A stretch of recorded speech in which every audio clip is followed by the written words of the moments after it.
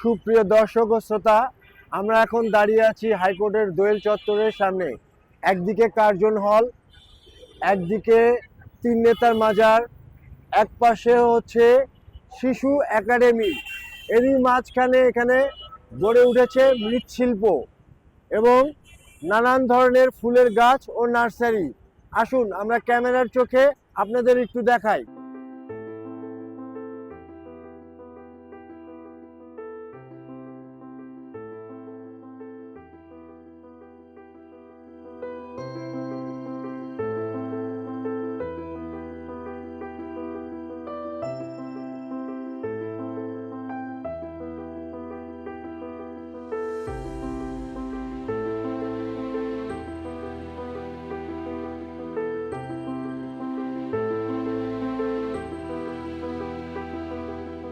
আচ্ছা ভাই, আপনাদের এখানে এই যে মৃৎশিল্পের একটা মার্কেট গড়ে উঠেছে, তো আপনাদের বেচা কিনা কেমন হচ্ছে, দর্শক সাড়া কেমন পাচ্ছেন?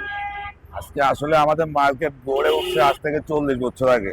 এটা নতুন কিছু না, এটা ঢাকা মহানগর সমবায় সমিতি লিমিটেডের অন্তর্ভুক্ত কমিটি। ওদের মার্কেটটা এটা মৃৎশিল্প অ্যান্ড বাংলার ঐতিহ্যের এটা, ঠিক আছে।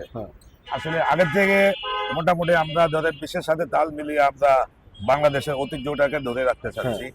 এই আমাদের এটা হলো ঢাকা মহানগর মৃৎশিল্প সমবায় সমিতি লিমিটেড, একটা সমিতি আছে। এটা আমাদের দীর্ঘ 1992 সালে আমাদের রেজিস্ট্রেশন সমিতি, এই জায়গায় আমাদের। আচ্ছা আচ্ছা আচ্ছা আচ্ছা।